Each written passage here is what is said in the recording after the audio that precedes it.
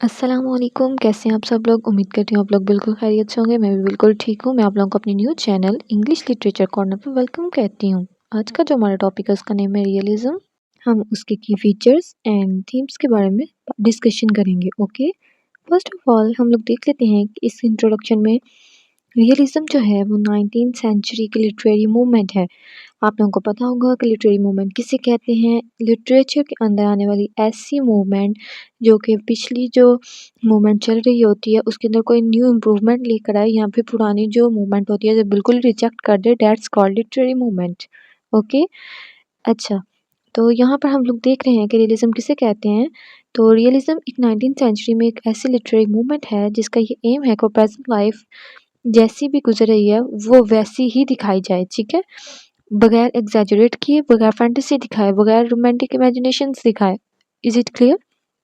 So we can say that realism is a 19th century literary movement that aimed to present life as it truly is, without exaggerations, fantasy, or romantic imagination. It reacted against the romanticism and focused on ordinary people and everyday situations. Major features जो हैं उसके उनकी बात कर लेते हैं। ये जो है ये एक आम इंसान की जो ज़िंदगी होती है उसके ऊपर फोकस करती है, ठीक है। मिडिल क्लास के जो लोग होते हैं उनके ऊपर बात की जाती है। वर्किंग क्लास जो होती है जो कि बिल्कुल छोटा तबका होता है उसके ऊपर बात करते हैं। वर्किंग क्लास के कैरेक्टर्स लिए जाते हैं। डेली रूटीन की जो चीज़ें हो रही होती हैं उनको लिया जाता है इसमें। और इसके अंदर हम लोग कॉमन एक्सपीरियंसेस जो होते हैं लोगों के उनको शेयर करते हैं, ठीक है।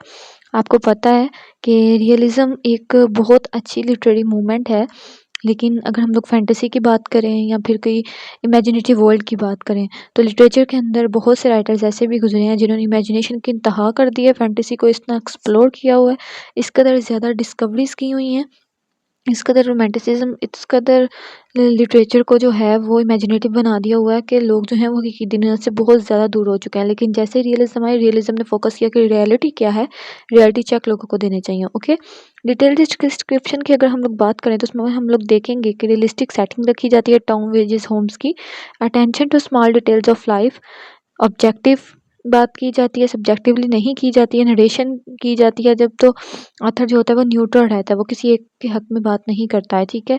इसमें कोई भी आइडियलाइजेशन नहीं होती है, कोई भी मॉरल प्रीचिंग नहीं होती है, ठीक है।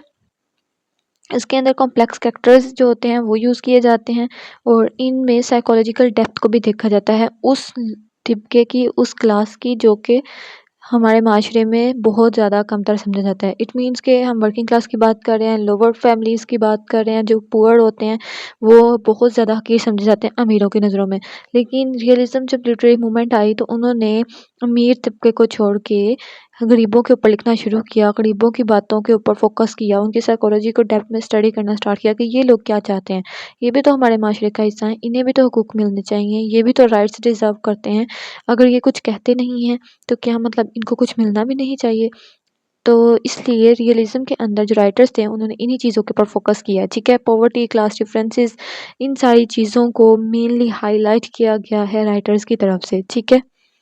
इंडस्ट्रियलाइजेशन एंड अर्बन लाइफ की बहुत ज़्यादा इसमें बात की जाएगी, मैरिज और फैमिली डायनामिक्स की बात की जाएगी, मॉरल एंड ह्यूमन नेचर की बात की जाएगी और psychology and inner life of characters उनके बारे में बात की जाएगी, ठीक है। कॉज एंड इफेक्ट प्लॉट्स जो हैं वो यहाँ पर इस्तेमाल किए गए हैं, यानी जो काम हो रहा है उसका इफेक्ट क्या निकलेगा, उस तरह के प्लॉट्स, ठीक है।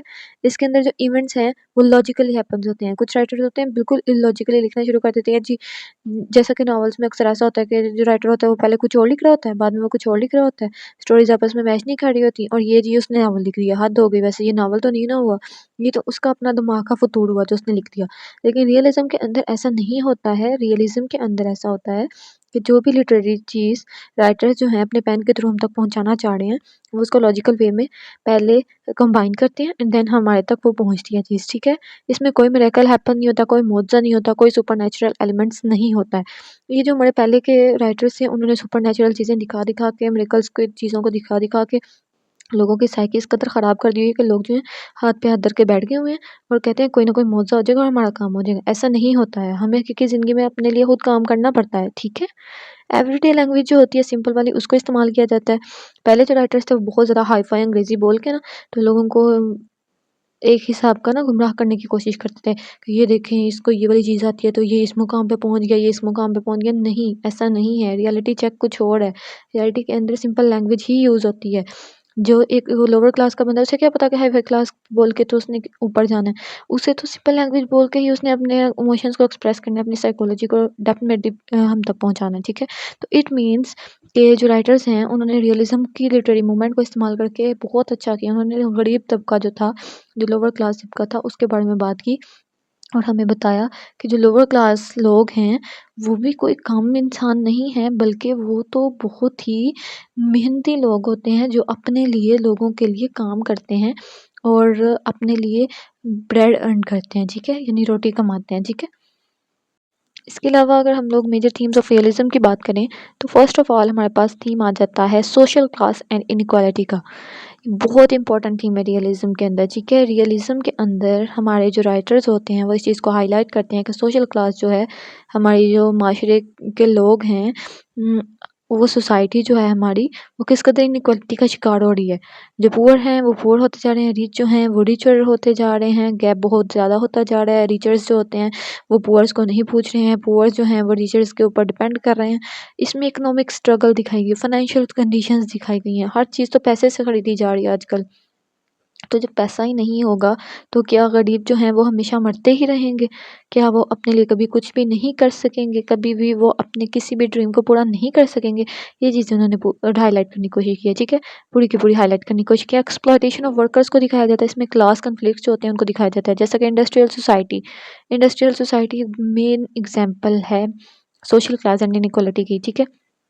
Industrial society 19th century Europe, उसमें क्या-क्या लेबर क्लास के साथ नहीं हुआ है। नेक्स्ट जो हमारे पास थीम आ जाता है उसका नेम है इंडिविजुअल वर्सेस सोसाइटी। इसमें हम लोग देखेंगे कि इंडिविजुअल और सोसाइटी का कंपैरिजन, ठीक है? फर्स्ट ऑफ ऑल हम लोग देख लेते हैं कि रियलिज्म के अंदर हम लोग इस चीज़ के ऊपर फोकस करते हैं कि इंडिविजुअल की लाइफ कैसी जा रही है सोसाइटी के अंदर, ठीक है? सोसाइटी जो होती है वो तो तब तख्लीक में आती है ना, जब बहुत से लोग मिलकर एक जगह पर रहते हैं, इकट्ठे ज़िंदगी गुज़र-बसर करते हैं, तो देन सोसाइटी जो होती है वो बनती है, ठीक है? लेकिन यहाँ पर ये दिखाया जा रहा है कि अगर हम इंडिविजुअल की बात करें तो हर एक जो इंडिविजुअल होता है, वो अपनी ज़िंदगी की जंग लड़ रहा है, वो स्ट्रगल कर रहा है, वो पैसे कमाने की कोशिश कर रहा है, वो मुख्तलिफ़ चीज़ों से एट अ टाइम लड़ने की कोशिश कर रहा है, ठीक है? मुख्तलिफ़ चीज़ें जो हैं वो अपनी लाइफ़ में लाने की कोशिश कर रहा है। कुछ जो चीज़ें हैं, उसे तकलीफ़ देने वाली वो उनको दूर करने की कोशिश कर रहा है, यानी उसकी स्ट्रगल दिखाई जा रही है, ठीक है? सोशल नॉर्म्स को देखा जाता है और ट्रेडिशंस को देखा जाता है, ठीक है? और उनके मॉरल्स को भी देखा जाता है। जो कैरेक्टर्स होते हैं वो सोशली भी स्ट्रगल कर रहे होते हैं, नॉर्म्स के साथ भी स्ट्रगल कर रहे होते हैं। ट्रेडिशन अगर बहुत से हाई-फाई किस्म के बन गए हों, तो उनको भी पूरा करना होता है एक इंडिविजुअल ने। तो उनकी भी स्ट्रगल उस पर दिखाई जाती है। फिर जो मॉडल होते हैं उनके ऊपर एथिक्स भी लगा दिया जाता है, जी आप बेशक गरीब हैं लेकिन आप ये काम नहीं कर सकते हैं, ठीक है? इट मीन्स कि उसके ऊपर कितनी सी रिस्ट्रिक्शंस आ गई, सोसाइटी की आ गई, नॉर्म्स की आ गई, ट्रेडिशंस की आ गई और मॉरल की आ गई, ठीक है? आपको समझ आ रही है मेरी बात की? रियलिज़्म जो होता है उसमें हमें शो किया जाता है कि किस तरह सोसाइटी जो है उसने लिमिट कर दिया हुआ है एक पर्सन की लाइफ़ को, एक इंडिविजुअल की लाइफ़ को, कि तुमने ये काम करने हैं तो इस लिमिटेशंस के अंदर रहकर करने हैं, इनसे बाहर जाने की इजाज़त नहीं है। Is it clear? इसके अंदर हम लोग देखते हैं कि जो एक इंसान की अपनी फ्रीडम है वो बिल्कुल लिमिटेड हो चुकी हुई है। क्यों? क्योंकि सोसाइटी ने उसके ऊपर बहुत सारी जो चीज़ें हैं उनको इन्फ्लुएंस कर दिया हुआ है, उनको इम्पोज़ कर दिया हुआ है, ओके? नेक्स्ट जो हमारे पास थीम आ रहा है उसका नेम है मैरिज एंड फैमिली। इसमें हम लोग देखते हैं कि जो फैमिलीज़ होती हैं वो 2 लोगों की शादी कर देते हैं और उनमें बहुत ज़्यादा मसले-मसाइल भी हो रहे हैं। लेकिन जो पहले वाली राइटर्स थीं या फिर पहले वाले जो राइटर्स थे, रियलिज़्म से पहले वाले, वो क्या करते थे, मैरिज को एक आइडियलाइज़ लाइफ़ दिखा देते थे। कहते थे जी हस्बैंड जो वो भी आइडियल है, जो मैरिज हुई है वो भी आइडियलाइज़्ड मैरिज हो गई है, जो वाइफ़ है वो भी आइडियल है, सारी ज़िंदगी हँसी-खुशी के साथ गुज़री और बाद में वो मर गए हैं। ऐसा दिखा रहे थे। लेकिन रियलिज़्म के अंदर ऐसा नहीं होता है। रियलिज़्म का जो मतलब होता है वो यही होता है कि रियलिटी चेक दिया जाए। तो रियलिटी में क्या हो रहा है?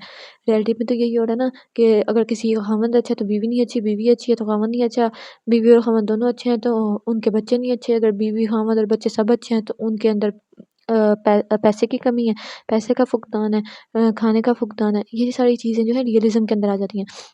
जो पहले वाले राइटर्स थे ना वो ये दिखा रहे होते थे कि जो लाइफ है ना वो मतलब एक बार ही मैरिज हो गई तो डिवोर्स नहीं हो सकती, ठीक है। लेकिन जो रियलिस्टिक जो हमारे राइटर्स हैं उन्होंने ये हाईलाइट करने की कोशिश की है कि डिवोर्स जो है वो हो सकती है, क्योंकि जो मैरिज होती है वो ज़िंदगी का एक फ़ैसला होती है, मुकम्मल ज़िंदगी नहीं होती है। तो अगर एक फ़ैसला गलत हो जाए तो इसका मतलब ये नहीं कि पूरी ज़िंदगी दाँव पे लगा दी जाए, बल्कि इसका मतलब ये है कि हमें मूव ऑन करना चाहिए और नेक्स्ट बेटर अपॉर्चुनिटी की तरफ देखना चाहिए, ठीक है। फाइनेंशियल डिपेंडेंस हो चुकी होती है गर्ल्स की बॉयज़ के ऊपर, यानी वाइफ्स की अपने हस्बैंड के ऊपर फाइनेंशियली उनके ऊपर डिपेंड होकर बैठ जाती हैं। वो पैसे दें तो घर चल जाता है, वो ना दें तो नहीं चलता है। जबकि औरतों का ऐसा नहीं होना चाहिए, उनको अपने लिए खुद जो है वो मेहनत करनी चाहिए, अपने पाँव पे खुद खड़ा होना चाहिए, ठीक है। ये सारा कुछ रियलिज़्म के अंदर जो राइटर्स हैं हमारे, उन्होंने अपनी स्टोरीज़ के थ्रू, नॉवेल्स के थ्रू, अपनी बुक्स के थ्रू, अपनी पोएम्स के थ्रू, मतलब जो भी उन्होंने लिटरेरी वर्क्स लिखे उनके थ्रू हाईलाइट करने की कोशिश की है, ओके। अब हम लोग देख लेते हैं नेक्स्ट थीम को, जो कि है reality versus illusion. Reality versus illusion को हम लोग इस तरह से कह सकते हैं कि जो रियलिटी होती है वो बिल्कुल डिफरेंट होती है और इल्यूजन जो होता है वो बिल्कुल अलग सी चीज़ होती है, ठीक है। हम एक्सपेक्टेशंस रख रहे होते हैं कि ये जो काम है ये हमारी एक्सपेक्टेशंस के अकॉर्डिंग हो जाएगा, तो देन हमारे साथ ये हो जाएगा, हमारे साथ वो हो जाएगा, बट इन रियलिटी ऐसा कुछ भी नहीं होता है। एक्सपेक्टेशंस जो होती हैं वो हमेशा से कारआमद नहीं रही हैं। कब कुछ लोग होते हैं जिनकी एक्सपेक्टेशंस पूरी हो जाती हैं बाय चांस, बट बहुत से लोग होते हैं जिनकी एक्सपेक्टेशंस पूरी नहीं हो पाती हैं। इट मीन्स कि dreams and fantasies often clash with harsh reality. Dreams और फैंटेसीज जो हैं वो आम तौर पर क्लैश कर जाती हैं हार्श रियलिटी के साथ, ठीक है। जब रियलिटी के साथ हमारा वास्ता पड़ता है ना, तो जितनी भी हमारी इमेजिनेशंस होती हैं, हमारी एक्सपेक्टेशंस होती हैं, हमारी उम्मीदें होती हैं, होप्स होती हैं, वो सारी की सारी दरी की दरी रह जाती हैं, ठीक है। कैरेक्टर्स जो होते हैं वो सफ़र करते हैं रियलिटी के अंदर, जबकि जो इमेजिनेटिव वर्ल्ड होती है उनके अंदर तो इंसान सोचता ही नहीं है कि उसके साथ कुछ बुरा भी हो सकता है, कुछ गलत भी हो सकता है या उसकी एक्सपेक्टेशंस के खिलाफ भी हो सकता है, ठीक है। रियलिटी के अंदर जो कैरेक्टर्स होते हैं वो ना सिर्फ सफ़र करते हैं, बल्कि अपनी एक्सपेक्टेशंस के टूटने के बाद वो बहुत ज़्यादा हार्श और रूड भी हो जाते हैं, ठीक है? क्योंकि दोनों लाइफ़्स मैच नहीं कर रही होती। मेजर जो आगे हमारे पास राइटर्स आ जाते हैं, हम उनकी बात कर लेते हैं कि कौन से ऐसे राइटर्स हैं जिन्होंने रियलिस्टिक वर्क्स लिखे और वो उनकी वजह से पॉपुलर भी हो गए। उन्होंने हमें रियलिस्टिक व्यू ऑफ लाइफ जो है वो हम तक पहुँचाने में बहुत ज़्यादा अहम किरदार अदा किया है, ठीक है। फर्स्ट ऑफ ऑल हम बात करेंगे चार्ल्स डिकन की। चार्ल्स डिकन जो हैं वो one of the most important major realistic writer हैं, जो कि पैदा हुए थे 1812 में और उनकी डेथ हुई थी 1870 में, ओके। उन्होंने इसके अंदर बहुत ज़्यादा कंट्रीब्यूशन की थी कि वो रियलिस्टिक वर्क्स को पोर्ट्रे कर सकें हमारे आगे, ठीक है। और उनके ज़रिए से वो हम तक मुख्तलिफ़ तरह के थीम्स भी पहुँचाना चाहते थे कि लोग जो हैं वो हकीकत में गुर्बत का भी शिकार हैं, उन्हें सोशली भी इनजस्टिस मिल रहा है और उसके अलावा वो जो हैं फाइनेंशियली भी डिपेंडेंट हो चुके हुए हैं अमीरों के ऊपर, ठीक है। तो इट मीन्स कि चार्ल्स डिकन ने हमें बताने की कोशिश की है कि किस तरह से पॉवर्टी जो है वो इंसान की आइडेंटिटी को हिला के रख देती है। Portrait the poverty and social injustice in Victorian England, focus on child labour, ठीक है। उन्होंने अपने रियलिस्टिक वर्क्स के थ्रू इस चीज़ को भी हाईलाइट करने की कोशिश किया कि किस तरह से लोग जो हैं वो चाइल्ड वर्किंग करवाते हैं, ठीक है, यानी चाइल्ड लेबर का वर्क होता है। फिर क्लास डिफरेंस को उन्होंने हाईलाइट करने की कोशिश की कि किस तरह से जो अमीर हैं वो अमीर होते जा रहे हैं, जो गरीब हैं वो गरीब होते जा रहे हैं। कोई भी किसी दूसरे की बात सुनने को तैयार ही नहीं है। ना अमीर जो हैं वो गरीबों की मदद करने को तैयार हैं और ना ही जो गरीब हैं वो अमीरों की साइकी को समझते हुए उन्हें अच्छा समझने को तैयार हैं। वो यही समझते हैं कि ये अमीर से अमीर होते जा रहे हैं, हम गरीब से गरीब होते जा रहे हैं, तो इनमें भी अमीरों का एक कसूर है, ठीक है। इसके अलावा उन्होंने बहुत ज़्यादा इंपॉर्टेंट वर्क्स भी लिखे जिनमें Oliver twist, great expectations, hard times वगैरह ये सारे जो हैं शामिल हैं, ठीक है। नेक्स्ट आ जाते हैं लियो टॉल्स्टॉय। वो 1828 में पैदा हुए, 1910 में उनकी डेथ होगी। उन्होंने भी रियलिस्टिक वर्क्स लिखे हैं जैसे कि रशियन सोसाइटी को शो किया उन्होंने, फिलोसफिकल क्वेश्चंस किए हैं। उनके जो वर्क्स हैं उनमें वार एंड पीस का जो इम्पैक्ट है वो बहुत ज़्यादा हाईलाइट किया उन्होंने। गस्टाव फ्लाबर्ट वो भी बहुत ज़्यादा फोकस करते हैं ऑर्डिनरी लाइफ को। मैडम ब्रेवरी वो वर्क उनका बहुत ज़्यादा फेमस हो गया था। इंपॉर्टेंस जो दी उन्होंने dangers of romantic dreams in real life जो है उसको दी है, ठीक है।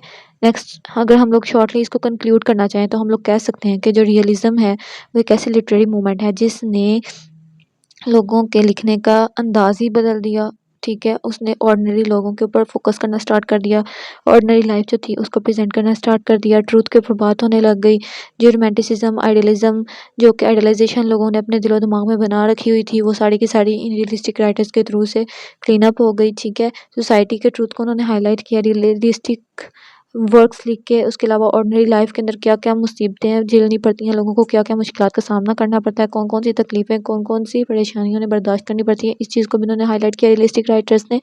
इट मीन्स कि हम लोग कह सकते हैं कि जो राइटर्स हैं, उन्होंने रियल पिक्चर जो सोसाइटी की है, रियल प्रॉब्लम्स जो लोगों को फेस करनी पड़ी हैं, रियल प्रॉब्लम्स जो ऑर्डिनरी लोगों को अपनी ज़िंदगी में रहते हुए फेस करनी पड़ी हैं, वो सारी की सारी उन्होंने अपने वर्क के थ्रू हाइलाइट करने की कोशिश की है, ठीक है। आई होप सो कि आप लोगों को ये वाला लेक्चर बहुत अच्छे से क्लियर हो चुका होगा। मैंने आप लोगों को हर चीज़ जो है वो डिटेल में समझा दी। अगर आप लोगों को फिर भी कोई भी क्यूरीज हो या कोई भी क्वेश्चंस पूछने हो तो आप लोग मुझसे कमेंट सेक्शन में पूछ सकते हैं। आप लोग मेरे चैनल को सब्सक्राइब करें, मेरी वीडियो को लाइक करें एंड कमेंट करें और अपने दोस्तों के साथ ज़्यादा से ज़्यादा शेयर करें। Thank you so much. अपना बहुत ज़्यादा ख्याल रखें और अपने एग्ज़ाम्स की बहुत अच्छे तरीके से प्रिपरेशन करें। ओके, अल्लाह हाफ़िज़।